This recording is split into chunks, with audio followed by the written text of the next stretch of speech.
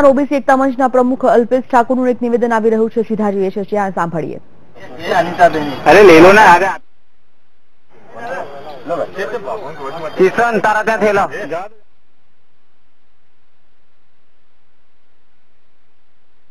દેવા માફી માટે આંદોલન ચલાવી રહ્યા છીએ. ખૂબ જ શાંતિપૂર્ણ માહોલની અંદર આંદોલન ચલાવી રહ્યા છીએ. આજે ગાંધી બાપુને શ્રદ્ધાસુમન અર્પણ કર્યા છે.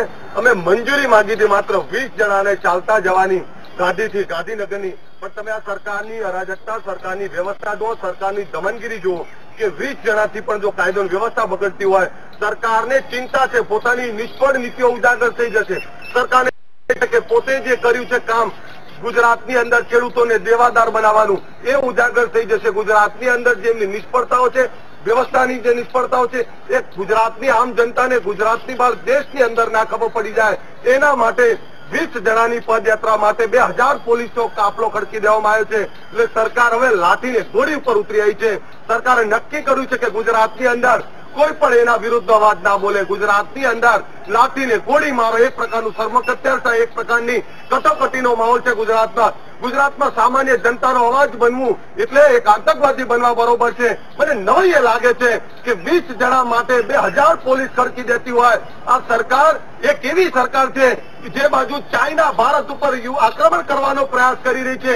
એ જ ચાઇનાની કંપની જોડે ગુજરાતના મુખ્યમંત્રી વેપાર કરતા હોય, 2,000 કરોડના એમઓયુ કરતા હોય, એમની રાષ્ટ્રભક્તિ ના દેખાતી હોય. બીજી બાજુ ગુજરાતના યુવાનો, ગુજરાતના ખેડૂતો દેવા માફીને રોજગારીની વાત કરતા હોય, એમની સાથે દુશ્મન જેવો વ્યવહાર કરતા હોય, આતંકવાદી જેવો વ્યવહાર કરતા હોય. એટલે સરકારની બેવડી નીતિ, સરકારની દમનકારી નીતિ આજે ખુલ્લી પડી ગઈ છે. આપણે જે વાત કરી જે રીતે ખેડૂત ગઈકાલે ફેસ્ટિવલે પોતાના આત્મહત્યાનો પ્રયાસ એ પણ ઠાકોર હતો. એટલે ગુજરાતની અંદર સરકાર એવું કે છે કે અમે પેકેજો આપ્યા તો પેકેજ ખેડૂતો માટે જાહેર કરે. 43,50,000 ખેડૂતો પર જેવું છે.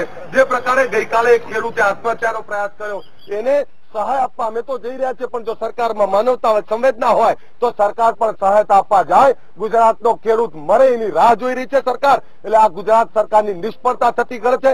ગુજરાત સરકાર ખેડૂતો માટે કઈ નથી કરતી. આ ખેડૂત વિરોધી સરકાર છે, એ થતું થાય છે. બીજા લઈ લ્યો.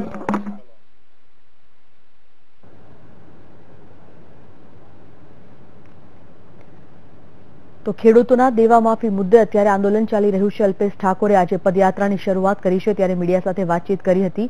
મોટી સંખ્યામાં અલ્પેશ ઠાકોર સાથે કાર્યકરો પણ જોડાયા હતા. તેઓનું કહેવું છે કે ગુજરાતમાં આજે ખેડૂતો પર દેવું વધી રહ્યું છે, તે દેવું માફ કરવામાં આવે અને સાથે કે જે ખેડૂતો છે, પશુપાલકો છે, તેમને પોતાના ટેકાના ભાવ પણ આપવામાં આવે.